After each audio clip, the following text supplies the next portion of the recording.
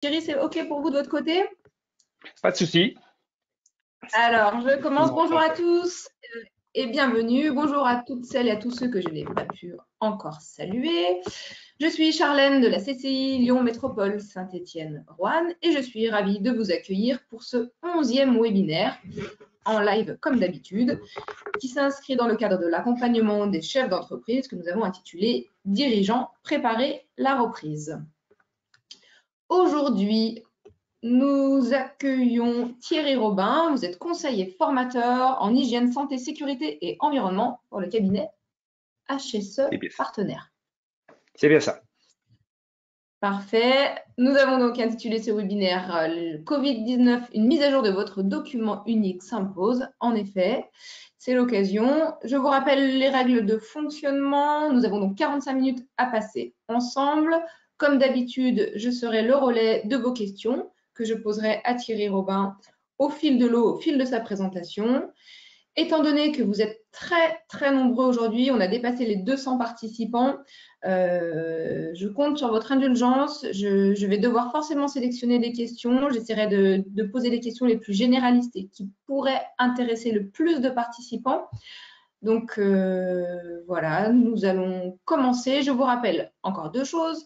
La présentation sera disponible, nous vous l'enverrons par email. Ce webinaire est enregistré pour tous ceux qui malheureusement auraient loupé le rendez-vous. Vous pourrez le revoir sur notre chaîne YouTube dès demain, normalement.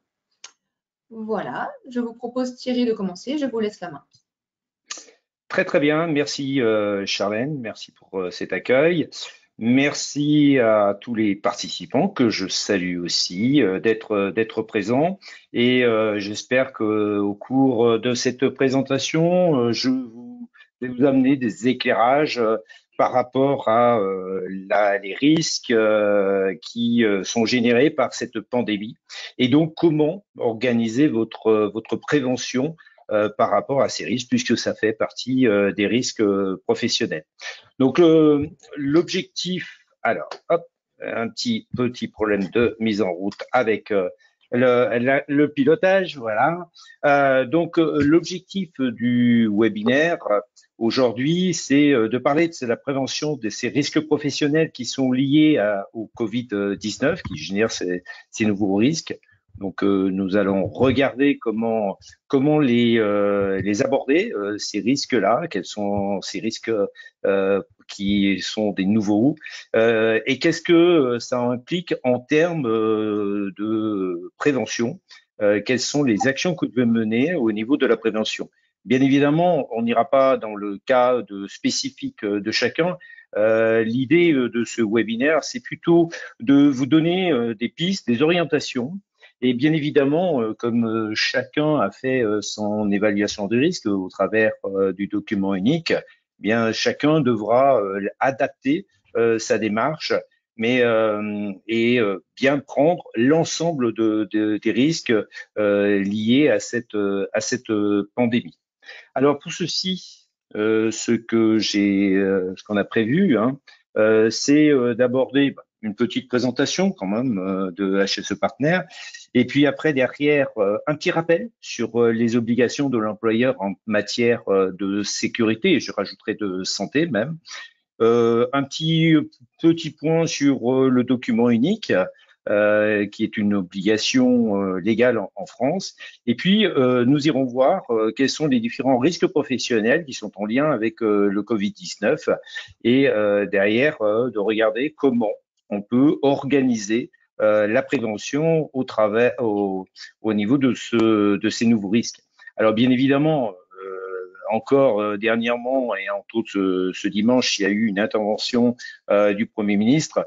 Nous avons beaucoup d'incertitudes sur les risques et aussi sur les moyens de se protéger par rapport à ce virus-là. Donc bien évidemment, on est encore dans des données qui sont plus de la précaution, de la prévention, mais de là à dire que telle prévention est meilleure que l'autre, c'est encore trop tôt. Et puis, nous ferons une petite conclusion parce que à partir du moment où on travaille sur des risques et qu'on cherche à travailler sur la prévention, ben, on peut avoir un certain nombre d'opportunités pour demain.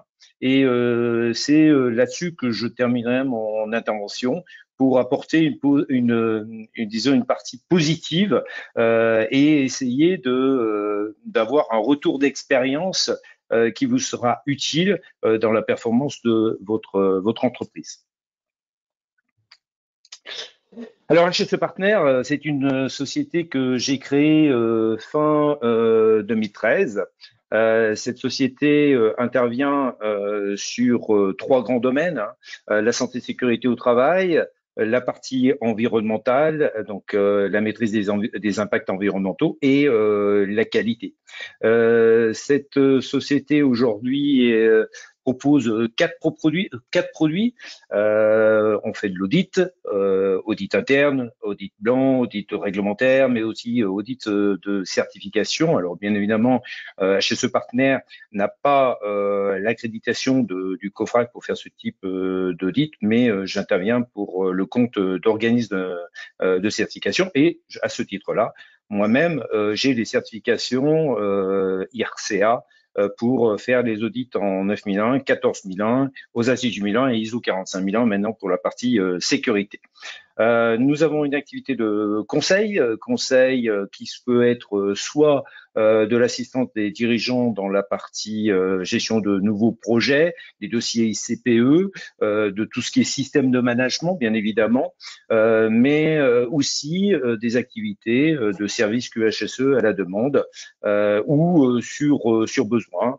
J'interviens dans un certain nombre d'entreprises en tant que IPRP, intervenant en prévention des risques professionnels.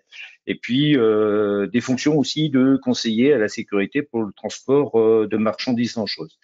Troisième produit, la formation personnalisée. Alors, je suis pas sur des formations qui sont réglementaires, mais je suis plus sur de la formation spécifique sur des risques, la maîtrise des risques, et qui sera à chaque fois personnalisée de telle sorte que les apprenants, quand ils viennent à la salle, ils retrouvent des informations qu'ils ont au poste de travail, et quand ils retournent à leur poste de travail, eh bien, ils vont retrouver des éléments qui auront été vus en salle, ce qui facilite la mise en œuvre des points vus en cours de formation. Puis dernier produit, la veille réglementaire.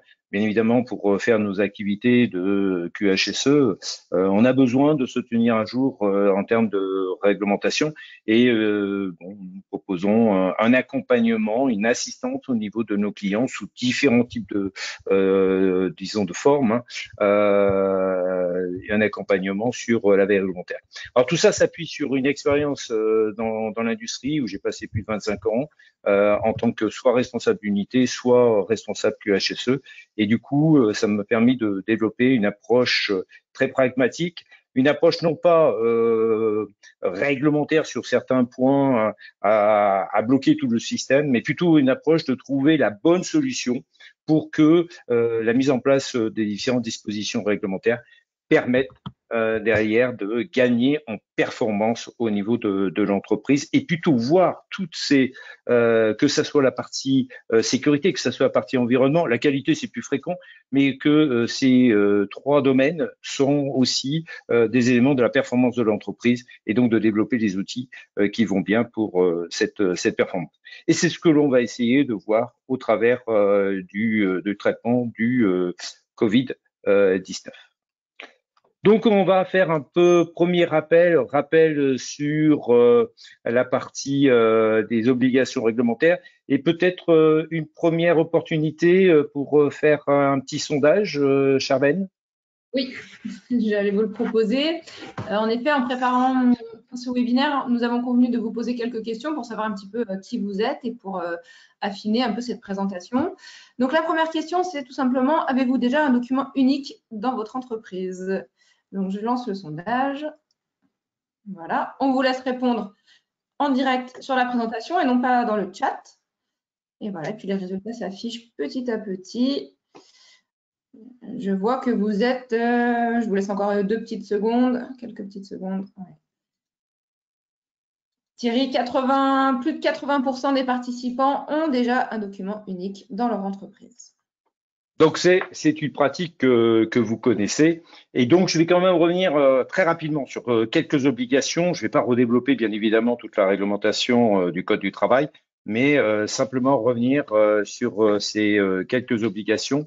La première, bien évidemment, ce document unique est issu du décret de 2001. Donc ça fait maintenant plus de bientôt 20 ans que cette analyse, cette évaluation de risque et cette retranscription dans un document unique est une obligation. Hein. Et donc, on doit faire cette analyse. Une analyse qui n'est pas qu'une analyse à un instant T, mais qui est une analyse qui vous permet derrière de mettre en place une approche de boucle d'amélioration continue et qui donc nécessite une remise à jour régulière de ce document unique qui tient compte bien évidemment des modifications qui ont pu se produire dans l'entreprise, une entreprise vie, qui tient compte de ce qui s'est passé dans l'entreprise, donc le retour d'expérience, et donc cette nécessité de faire cette mise à jour. D'ailleurs, une mise à jour, même avant même de parler de mise à jour, votre document unique est un outil aussi pour préparer des modifications, des changements dans votre structure, de telle sorte de s'assurer que ces changements ne vont pas conduire à des risques supplémentaires qui n'auraient pas été identifiés et dont la prévention ne serait pas assurée. Donc vraiment un document support de la prévention des risques en termes de santé et sécurité au travail, que ce soit physique ou mental, je vous rappelle.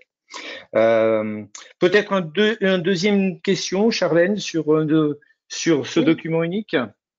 Voilà, l'idée c'était de vous demander si votre document unique est mis à jour annuellement ou pas. Je lance le sondage et je vous laisse répondre.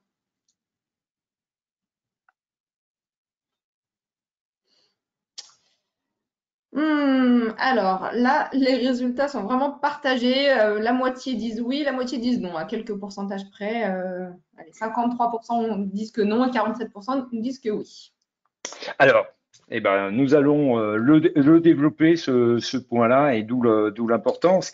Alors, juste pour quelques petits rappels, j'ai revenu aussi sur la réglementation et des grandes généralités hein, qui sont du Code du travail, hein, où on demande à ce que l'employeur prenne les mesures nécessaires pour assurer la sécurité et la santé physique, mentale des travailleurs. Et vous voyez que l'employeur veille à l'adaptation de ces mesures pour tenir compte des changements des circonstances et tendre à l'amélioration des situations existantes. Ça veut dire quoi? Ça veut dire que votre document unique doit vous permettre de mettre en place des mesures de prévention et bien évidemment, ces mesures de prévention vont modifier l'environnement de travail et donc les risques associés aux tâches qui sont réalisées par les travailleurs.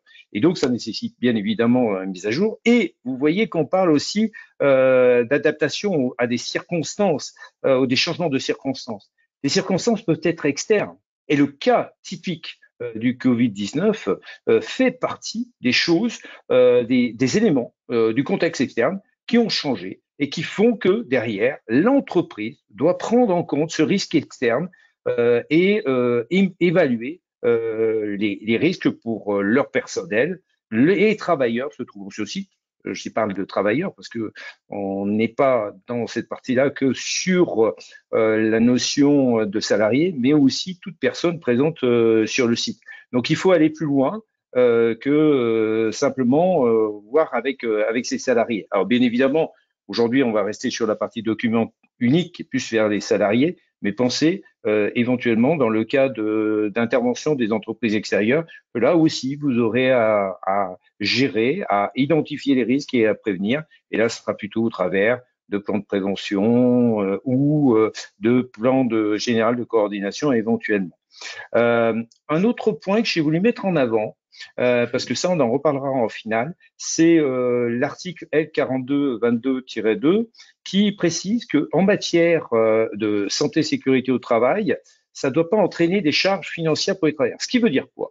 Ça veut dire que dans votre évaluation des risques, vous allez déterminer des mesures de prévention.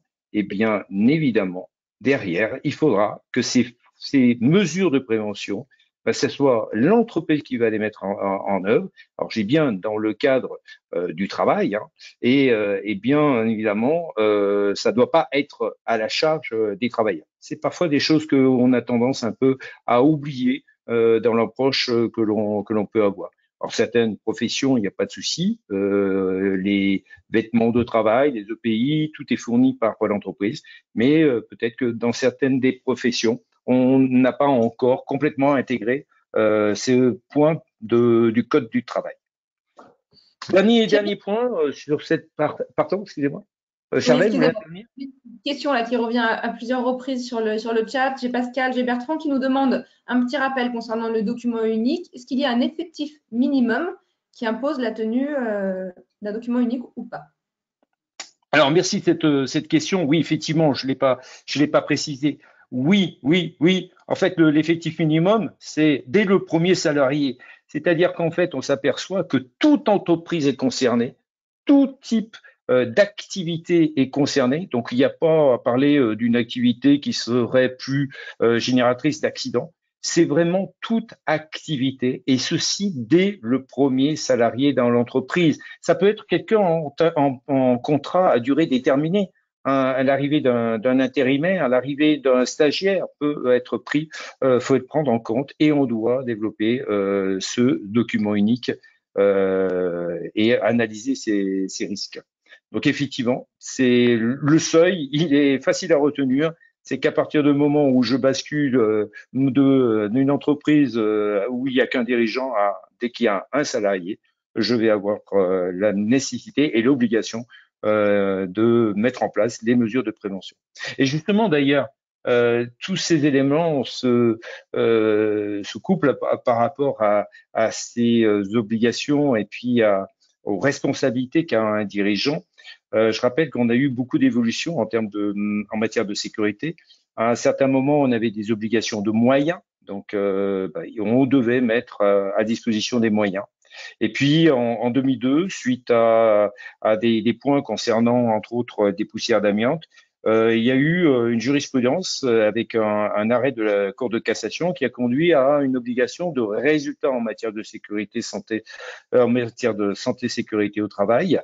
Donc là, on était sur le fait que dès que il y avait un accident, eh ben, le dirigeant pouvait être mis en cause et la faute inexcusable pouvait être, disons, retenue contre le dirigeant. Les choses ont un petit peu évolué. En 2015, il y a eu un nouvel arrêté de la Cour de cassation où là, on a évolué vers une obligation de prévention.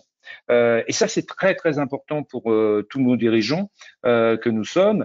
C'est que derrière, on doit démontrer que l'on a mené les actions de prévention, et bien évidemment des actions qui sont pertinentes, des actions qui ont été bâties sur une analyse de risque sérieuse. Et après, derrière, bien évidemment, le juge décidera des décisions à prendre vis-à-vis des responsabilités, mais l'obligation de prévention est quelque chose maintenant qui est retenu. Donc, typiquement, encore un point, le document unique, l'évaluation du risque, eh ben, c'est un plus pour vous. C'est une preuve comme quoi l'analyse, l'évaluation des risques a été faite et que vous avez mis en une boucle d'amélioration et donc la prévention associée. Voilà. Ok. Thierry, Alors, j'ai on une va autre partir sur question. le document unique. Oui, Charlène, je vous laisse. Une autre question là d'Olivier par rapport à vos propos sur les professions qui ne prennent pas en charge les EPI. Pouvez-vous nous les citer? Est-ce que vous en avez Alors, en j'ai tête? pas de, j'ai pas de profession à citer, et puis c'est pas le but là. Je dis faites attention sur ce point-là. Le vêtement de travail, à partir du moment où il fait partie des mesures de prévention que l'on peut retrouver au travers du document unique, doit être mis en place par l'entreprise. Et je crois que c'est surtout ça qu'il faut retenir. C'est en fait, votre évaluation du risque va vous conduire à définir des mesures de prévention. À partir du moment où ces mesures de prévention apparaissent dans votre document unique, c'est des mesures qui sont à la charge de l'entreprise. C'est plutôt dans ce sens-là qu'il faut comprendre l'obligation aux dirigeants de fournir ces mesures de prévention. Donc, ça peut être du vêtement de travail, mais ça peut aussi être d'autres éléments de prévention. J'avais un petit sondage aussi, Charlène, le troisième point à voir. Oui, la question c'était de savoir si vous utilisez le document unique comme un outil de pilotage, un outil pardon, de formation, ou si vous ne l'utilisez pas du tout. Alors, en direct, les réponses, 65% ne l'utilisent pas, 30% l'utilisent comme un outil de pilotage et 7% comme un outil de formation, à peu près. D'accord. Bon, les résultats sont un peu en accord par rapport à la précédente question qui était sur la mise à jour du document unique. C'est clair que là, on voit un petit peu l'effet disons, de la prise en compte de ce document unique hein, comme un outil de l'amélioration. Et donc, je vais venir moi sur cette partie justement du document unique comme étant un outil de la performance. Hein. Je rappelle que le document unique, c'est un moyen pour avoir une bonne connaissance des risques dans l'entreprise et surtout de les hiérarchiser. Donc de voir quels sont les risques les plus importants que l'on a dans l'entreprise, hein, et ceci par un découpage que nous verrons après. Et derrière, bien évidemment, on aura la possibilité de définir quels sont les risques principaux, quels sont les risques que on doit traiter et quelles sont les priorités que l'on va mettre. Donc là, on va retrouver un élément aussi très, très important en matière de prévention, c'est de travailler sur ce qui est plus important. Et là, parfois, je fais des parallèles avec les normes de système de management, hein, aujourd'hui, depuis 2015, ces normes-là ont évolué et on est bien sur une approche des systèmes de management qui vont travailler, se focaliser sur les risques principaux dans l'entreprise, risques principaux pour assurer la pérennité de l'entreprise. C'est bien ça là derrière qui se cache. Et donc là, pareil, au niveau des risques, bien évidemment, on n'a pas les moyens de tout traiter. Ce serait, je dirais que on rêverait de pouvoir avoir des sociétés sans aucun risque ou avec des risques très très faibles. Non, c'est pas le cas. On a des risques dans les entreprises et derrière, eh ben oui, on est dans un système de boucle d'amélioration. Et faut-il encore travailler sur les bons risques? Et le document unique vous aide pour faire ça. Troisième point, c'est un magnifique support à la formation du personnel. C'est un moyen d'expliquer au personnel quels sont les risques qu'ils ont au travail, quels sont ces risques potentiels, quelles sont les mesures qui ont été mises en place pour limiter ces risques-là, et donc là de faire comprendre l'intérêt d'un certain nombre de mesures que vous avez pu mettre en place dans vos entreprises, qui parfois sont vécues plus comme une contrainte plutôt que comme un élément de la sécurité. Et ça vous permet vraiment, ce que j'indiquais en dessous, de passer d'un statut de mesure contrainte à une notion de bienveillance. On s'occupe de votre sécurité aussi. Et ça, c'est le document unique vous aide à faire évoluer ce dialogue vers la bienveillance. Et puis, bon, il faut pas l'oublier, c'est quand même un moyen pour valoriser les actions que vous menez. Donc, voilà, un certain nombre d'éléments sur le document unique qu'il ne faut pas oublier. Je vais passer Thierry, un petit peu. pardon, Oui. excusez-moi. J'ai une remarque d'un de nos participants. Dites-moi si vous êtes d'accord. Il me dit que selon lui, il est important de préciser que le document unique n'a pas de formalisme particulier. Tout à fait. J'allais y venir un petit peu puisque j'allais continuer là-dessus. C'est vrai que le document unique, il n'y a aucune forme de définie, ne serait-ce que le support. Ça peut être du papier, ça peut être dématérialisé. Le tout, c'est que ce document unique permet de faire une analyse sérieuse des risques, que ce document unique et cette évaluation du risque plus exactement soit faite de façon pluridisciplinaire. Alors, qu'est-ce qu'on entend par pluridisciplinaire?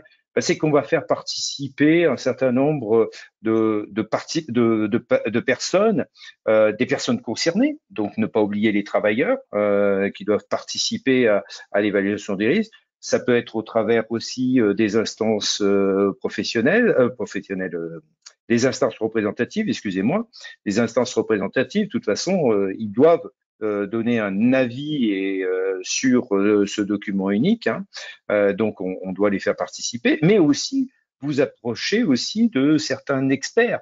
Et on peut parler de l'intervenant en prévention des risques professionnels, mais on peut parler aussi du médecin du travail. Et vous voyez que lui, entre autres, dans le cas du Covid-19, vous le verrez, il a une part non négligeable et vous aurez besoin de lui pour travailler sur la prévention. Alors après, derrière l'approche, ben, bien évidemment, on va pas faire une évaluation des risques pour chaque personne. Donc, on va travailler sur cette notion d'unité de travail étant un groupe d'exposition homogène. C'est-à-dire qu'on va prendre des groupes de salariés qui sont exposés au même niveau de risque. Et à partir de là, eh ben, on va avoir une approche. Alors, je vous ai mis deux approches que moi, j'ai identifiées. Une première approche qui est un découpage très fin et où on va aller chercher quelles sont les différents tâches dans l'unité de travail. Et puis, on va faire l'évaluation des risques pour chacune des tâches, détermination de mesures de maîtrise, et puis on fera une synthèse pour l'unité de travail. Et puis l'autre approche, qui est une approche que je conseille sur les petites structures, qui est plutôt une identification des risques dans l'unité de travail, avec l'identification après derrière des activités concernées par ces risques-là, et du coup permet de faire cette évaluation un petit peu plus globale du risque et de déterminer des mesures de maîtrise. Voilà. Donc, vous voyez que là, déjà, dans l'approche, on peut avoir des approches qui peuvent être différentes. Hein. L'idée étant de travailler sur ces risques-là et de les réduire. Et donc, derrière, document unique, on a une évaluation du risque. Alors, cette évaluation du risque va être faite au travers souvent du couple probabilité-gravité. Probabilité, on va y retrouver les fréquences d'exposition, le nombre de travailleurs exposés, l'occurrence de l'événement redouté, de l'accident en gros. Derrière, en termes de gravité, on va plus parler des conséquences de l'événement. Tout ça va vous donner un risque potentiel. Et puis, ou brut, certains l'appellent brut. Moi, je préfère l'appellation risque potentiel. Et puis après, derrière, on va prendre des mesures de maîtrise, prévention, protection, et après, pour obtenir ce fameux risque résiduel, qui est celui que l'on va regarder et sur lequel on va travailler pour mettre en place une boucle d'amélioration. Donc, vous voyez, moi, je fais bien apparaître ce risque potentiel, ce risque résiduel, ne serait-ce que dans le cadre de l'information des salariés ou du travailleur, vous avez la possibilité de donner quel est le gain que vous avez par les actions de prévention et de protection. Ça explique ce que vous faites.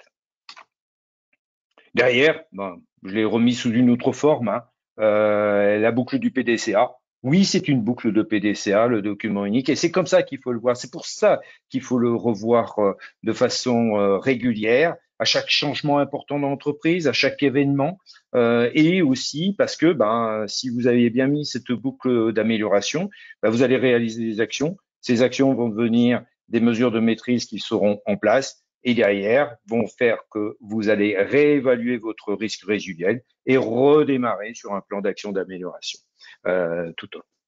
Voilà au niveau de présentation un petit peu des grandes généralités.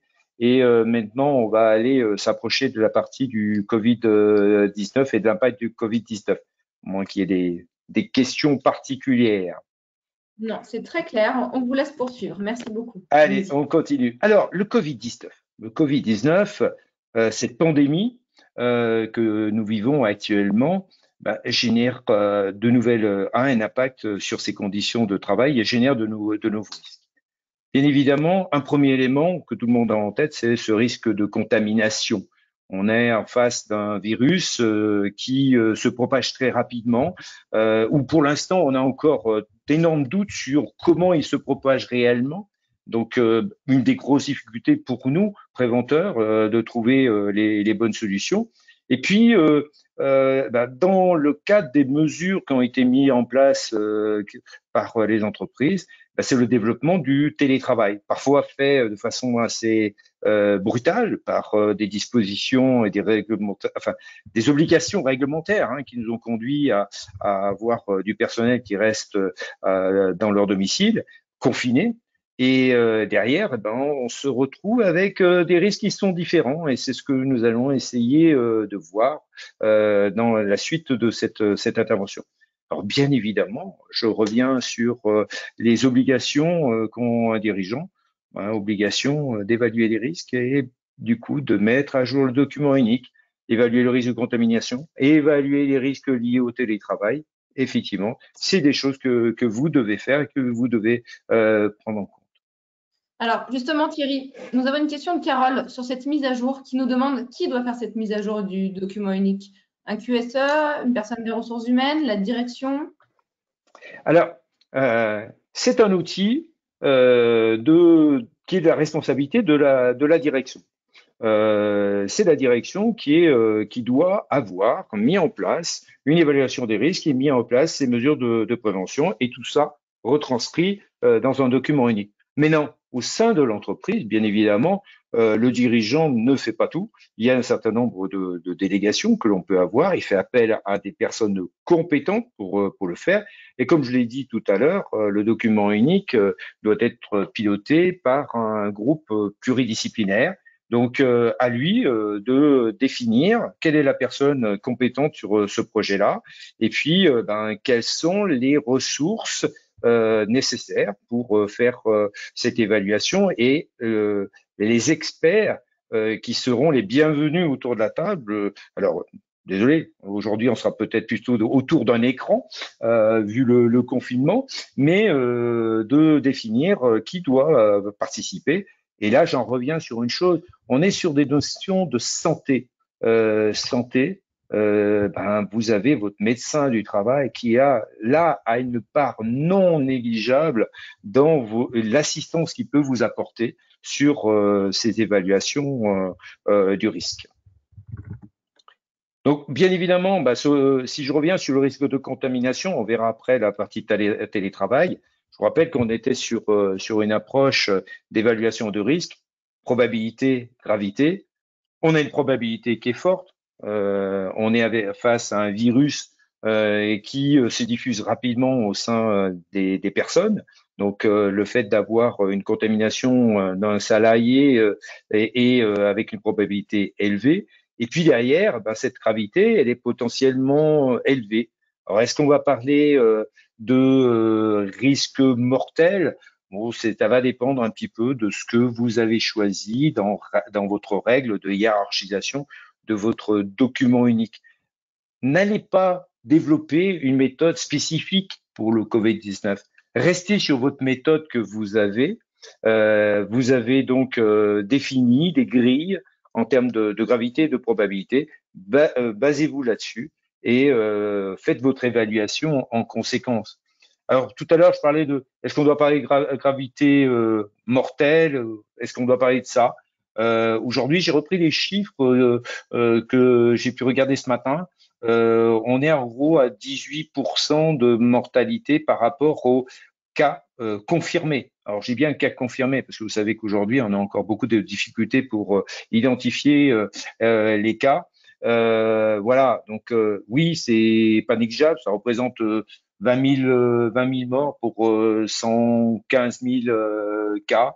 Une grippe saisonnière, c'est 10 000 morts pour 2 à 6 millions de personnes touchées. Mais non, dans le cas du Covid-19, les 115 000 personnes, est-ce que c'est la réalité? Est-ce qu'il n'y a pas plus? Puisqu'il y en a un certain nombre de cas qui se retrouvent à ne pas être détectés parce qu'ils restent chez eux. Et puis, surtout, c'est qu'on a des symptômes qui sont très, très variables d'une personne à l'autre. Donc, est-ce que la personne a été touchée par le Covid ou pas? Je sais pas.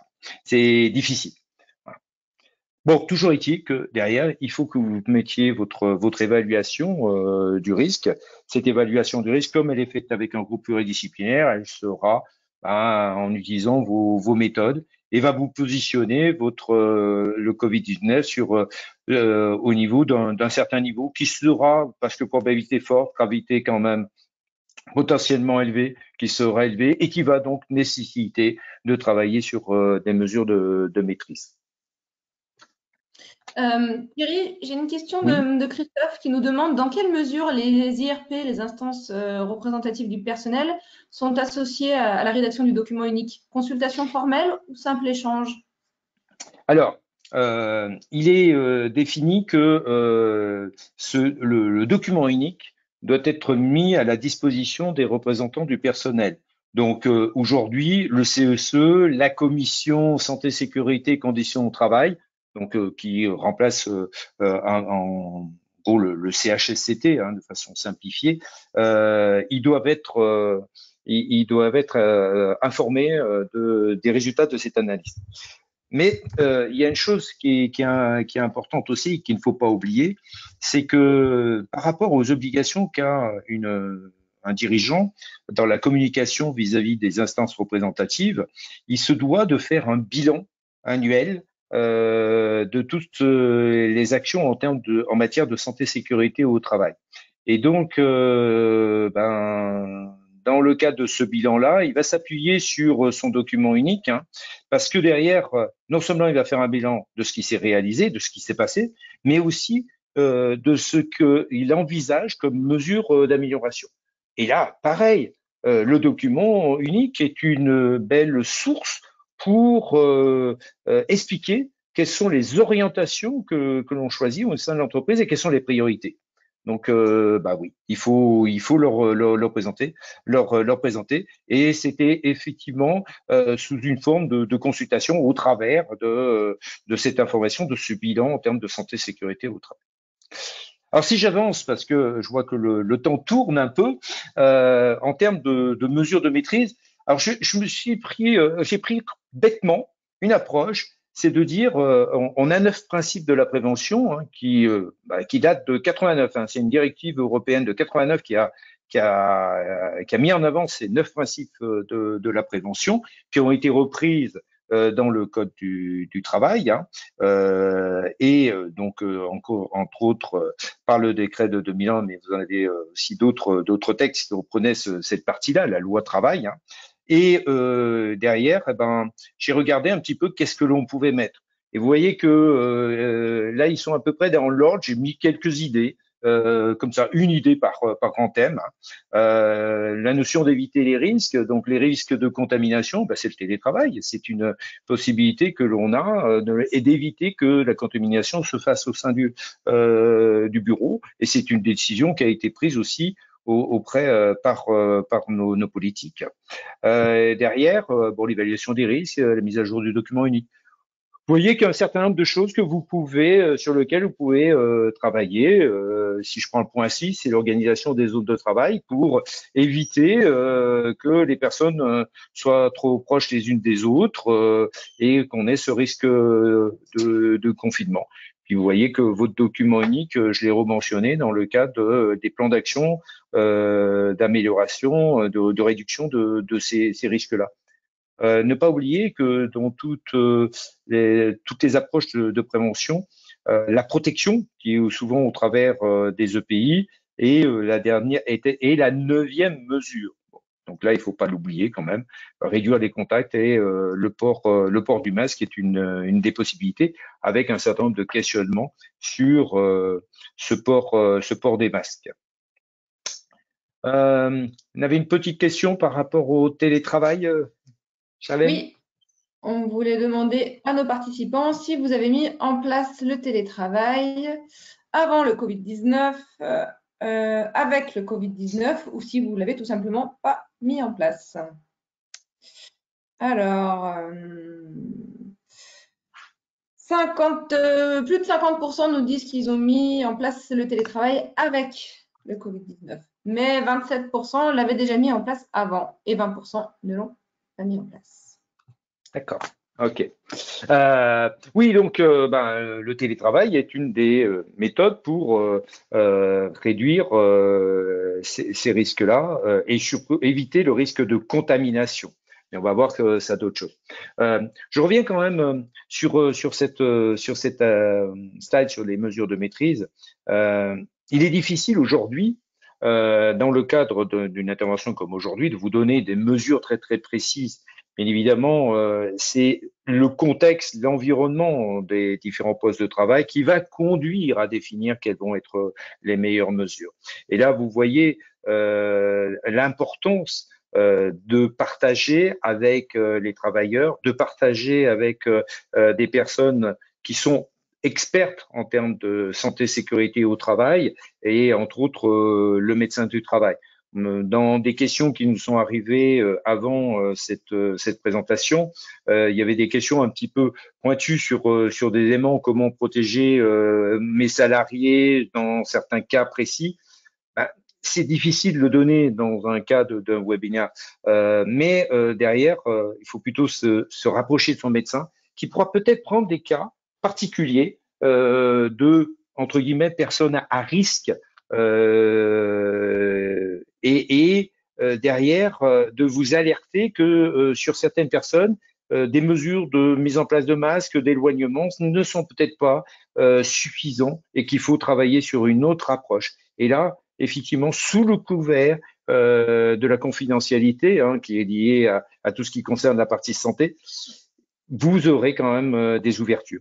Donc, soyez très, très, disons, ouvrez ces groupes et à votre médecin du travail pour avoir son appui par rapport à la connaissance qu'il a des salariés, à la connaissance qu'il doit avoir des différents postes de travail pour vous indiquer quelle est la meilleure mesure. On va passer sur la partie. Pardon, Thierry, excusez-moi, Oui, sur oui, cette même slide, j'ai une question de Sophie qui nous demande que signifie le point 5, outils de communication, robotisation. Ben, la partie tenir compte des évolutions techniques, ben, typiquement, si je veux rester sur le fait de mettre les personnes, d'éviter que les personnes se retrouvent proches les unes des autres et peut travailler à distance, qui peut être de limiter, même si les personnes vont sur leur poste de travail pour des raisons d'utilisation d'outils, de communication vis-à-vis de l'extérieur, c'est d'éviter des réunions et de travailler comme on le fait aujourd'hui, avec même en étant à son bureau, de travailler en système de communication à distance via des réunions virtuelles.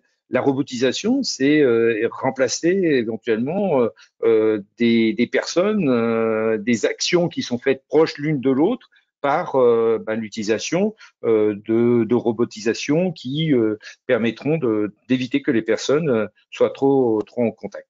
Voilà, c'est ce qui se cache. Et ça, c'est vraiment un élément aussi important dans le cadre de l'évolution de votre document unique. Posez-vous la question à chaque fois si on ne peut pas améliorer par des nouvelles techniques. Il n'y a pas très longtemps, je voyais l'utilisation de drones pour faire des repérages plutôt que d'envoyer des personnes dans des situations à risque.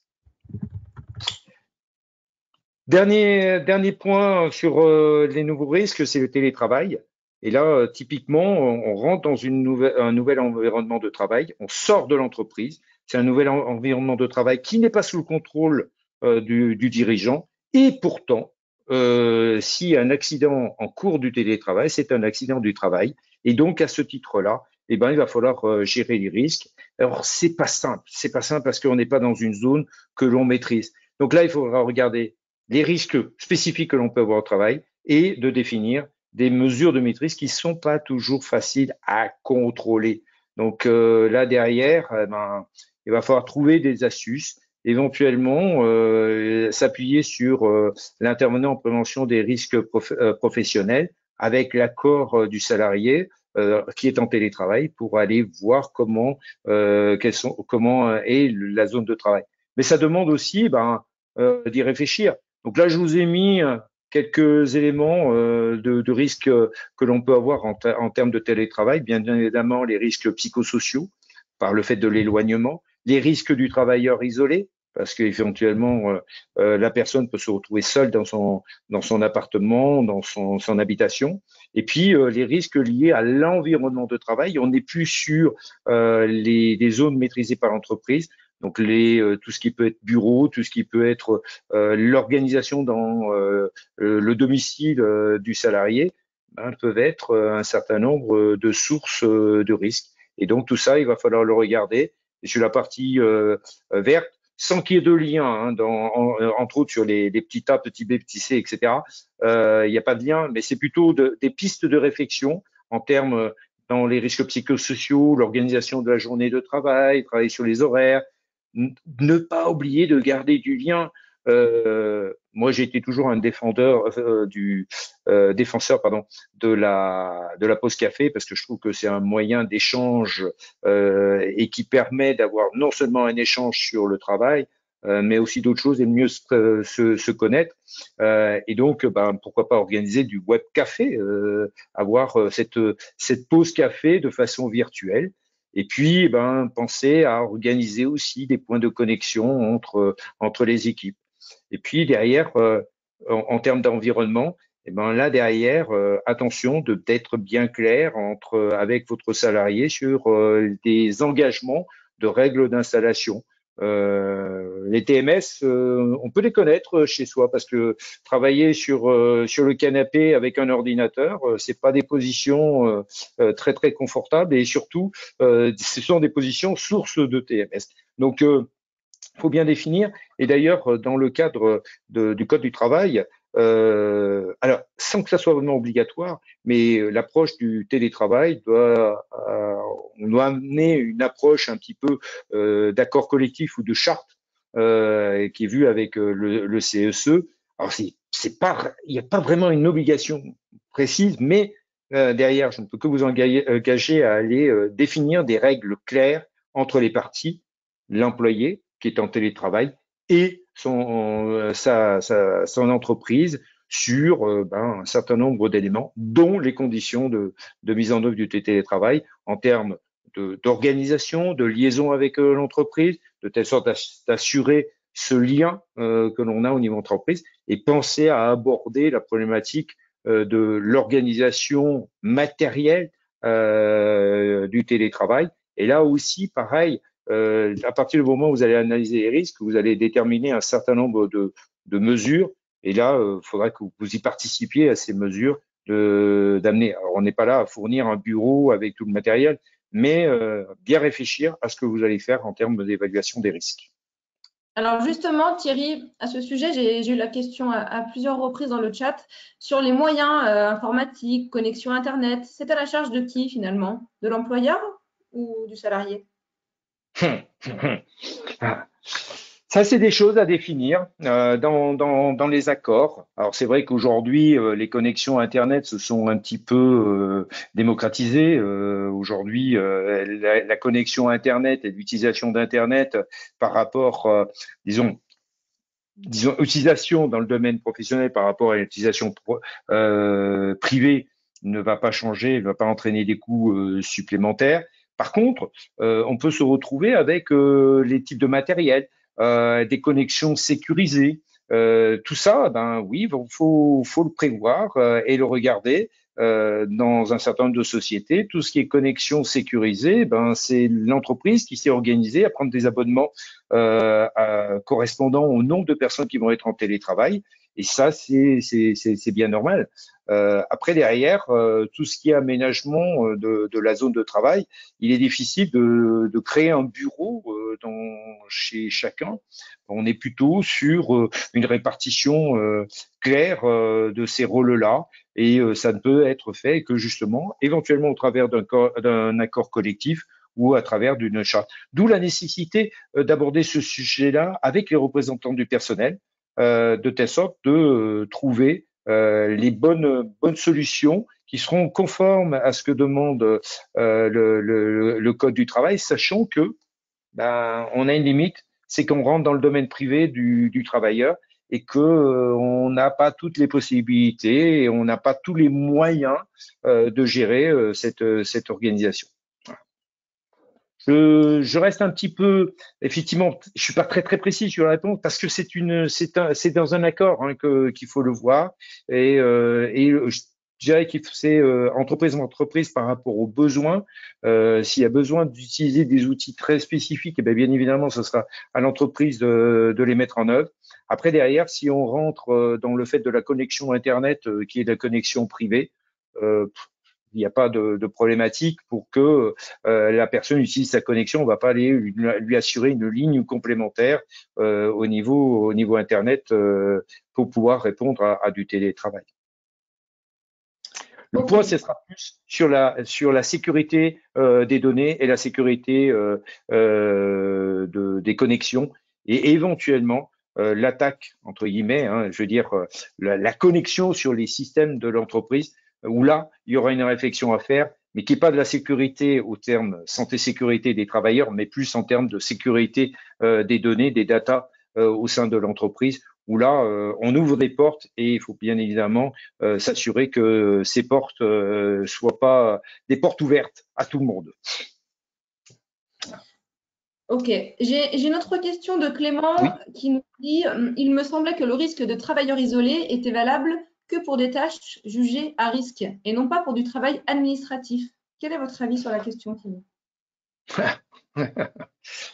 Alors, travailleur isolé, c'est une bonne question. Au sein de l'entreprise, un salarié qui se retrouve tout seul dans un bureau,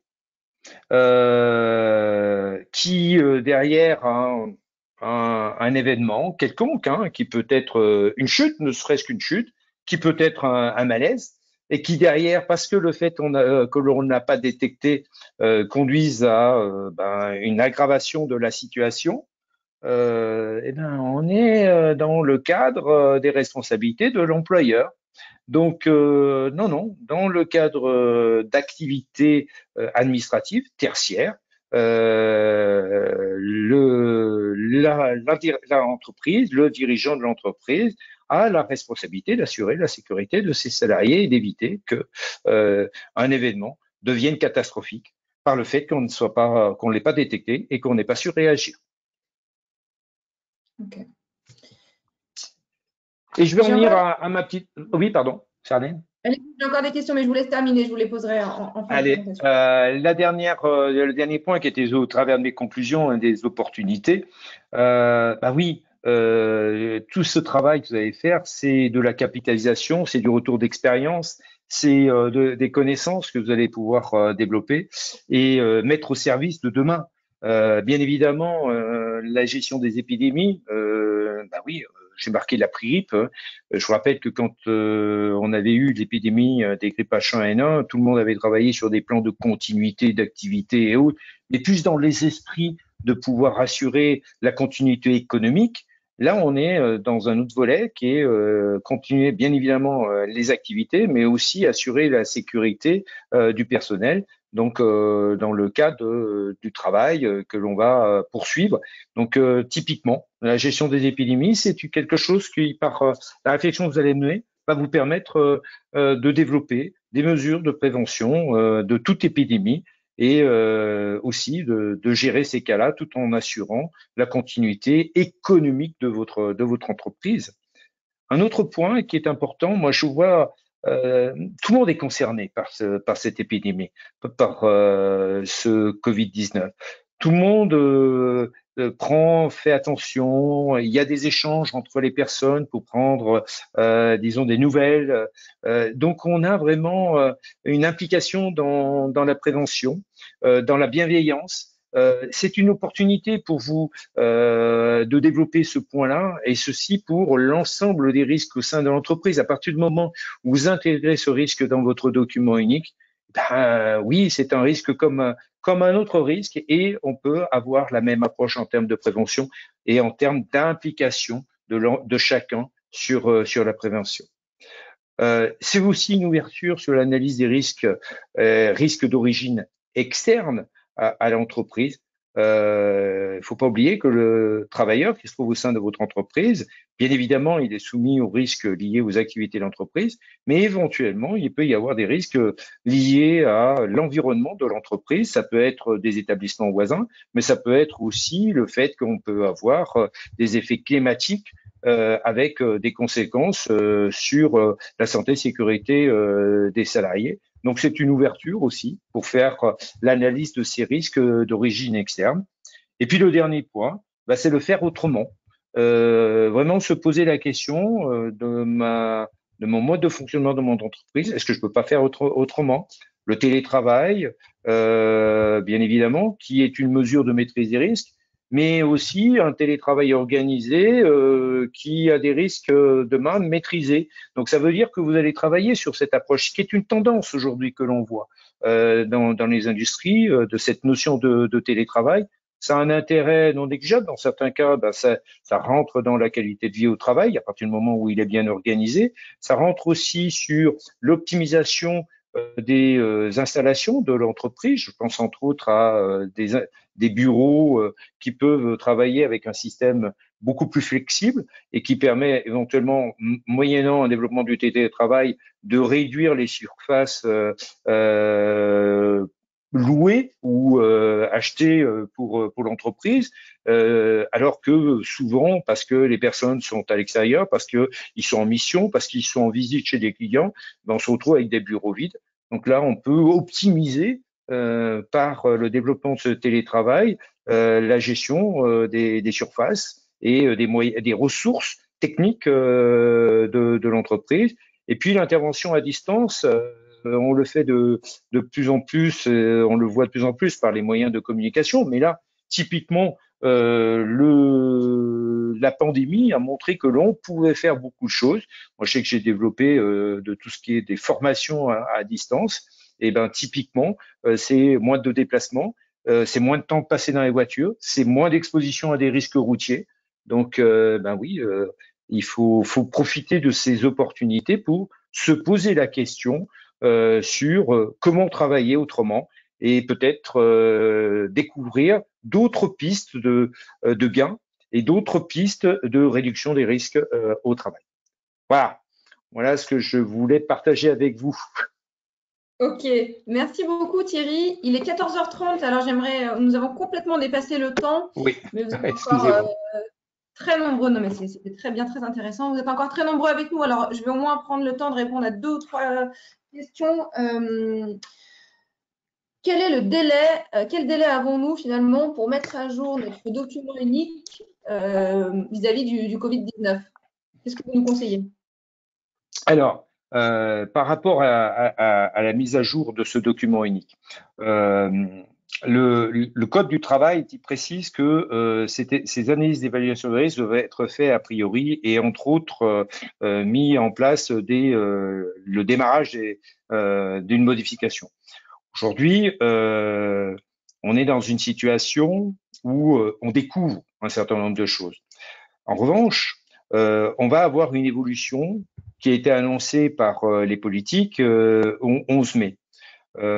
Si j'ai un conseil à donner, c'est qu'il faudrait qu'au moins des gros éléments soient, enfin les principaux éléments, et entre autres le risque de contamination sur le lieu de travail, ait été analysé au moment de l'arrivée vers le 11 mai, au moment du retour pour certaines entreprises des salariés en leur poste de travail. Alors bien évidemment, ben, vous allez être obligé d'attendre quand même qu'il y ait eu du retour parce que ben, si on veut faire participer des travailleurs, si on veut faire participer les instances représentatives, si on veut avoir le médecin du travail, ça va demander un petit peu de temps, mais vous devez le faire très très rapidement, mettre en place. Alors peut-être mettre en place des choses par rapport à ce qu'on a pu entendre sous le couvert des orientations données par les politiques et les experts en termes d'épidémiologie, appliquer ce qui vous est demandé, la distanciation,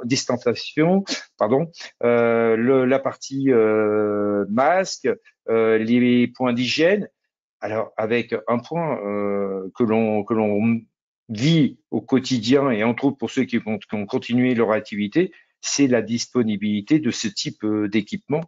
Donc oui, c'est difficile de trouver la bonne approche. Mettez-vous en œuvre pour essayer de traiter le plus rapidement. Mais non, vous donner un délai, c'est difficile. Il faut que, oui, dès que vous repartez, entre autres sur la partie contamination, dès que vous redémarrez vos installations, ben, il faut que vous ayez mis en route l'analyse des risques et bien évidemment mis en place les mesures qui ont été précisées par les politiques. Ok, il est 14h33. Encore une dernière question parce que c'est quelque chose qui m'a été beaucoup demandé. Certains de nos participants étaient peu informés sur le document unique et de façon un petit peu plus globale. Certains même ne savaient pas qu'ils avaient l'obligation d'en avoir un. Où pouvons-nous trouver, je suis sûre que c'est une question qu'on vous pose tout le temps, une sorte de modèle de document unique? Où est-ce que c'est disponible? Alors, des méthodes, des modèles, il en existe. Et si j'ai un conseil à donner aux entreprises, c'est rapprochez-vous de votre syndicat professionnel. Eux ont des modèles. Eux ont eu des réflexions parce qu'il y a eu des groupes de travail pour traiter un certain nombre de risques. Ils vont vous amener des réflexions qui ont été menées par certains de vos confrères qui sont dans vos mêmes professions et qui ont analysé des risques similaires et ils vont vous donner ces modèles-là. Alors attention à une chose, on voit parfois ces fameux modèles qui deviennent le document unique de la société parce que j'ai mis le tampon de ma société dessus. Non, non, non, non. Il faut que votre analyse des risques soit sérieuse. C'est-à-dire que même si vous appuyez sur un modèle, complétez-le par les spécificités de votre entreprise. L'entreprise A et l'entreprise B n'est pas dans les mêmes locaux. Ne serait-ce que ça entraîne des changements, des modifications du document unique. Mais là, vous allez avoir une base qui va vous permettre de bâtir votre document unique, le document unique de votre entreprise. Très bien. Parfait. Merci beaucoup, Thierry Merci à Robin. tous. C'est très Merci à intéressant. Vous êtes tous. très nombreux à nous suivre. Je reprends la main 2 petites minutes. Hop, là, je vais repartager mon écran. Simplement pour vous dire 2 petites choses. Déjà, vous remercier tous, pardon, parce que vous étiez très nombreux et c'était très intéressant. Je vais vous demander encore 2 petites minutes d'attention simplement pour prendre le temps de répondre au questionnaire d'évaluation qui va s'afficher dès que nous allons terminer ce webinaire. Je partage avec vous, si j'y arrive, c'est un petit peu lent aujourd'hui. Je vais y arriver. Je partage avec vous, si ça veut bien fonctionner, le programme des prochains webinaires. Je vous donne rendez-vous. Du coup, ça ne marche pas, c'est pas grave. Je vous le dis, je vous donne rendez-vous dès demain pour un webinaire où nous serons avec le cabinet Lefebvre pour parler exécution des contrats. Je vous donne également rendez-vous vendredi avec Pierre Bon, toujours à 13h30. Nous parlerons zone d'influence sur LinkedIn et mercredi prochain également avec Pierre Bon et toujours à 13h30. On essaiera de voir comment ne pas se faire friendzoner sur LinkedIn toujours. Voilà, merci à tous. Excellente après-midi. Encore merci Thierry Robin et à très bientôt. Merci. Merci. Bon après-midi à tous. Au revoir. Au revoir.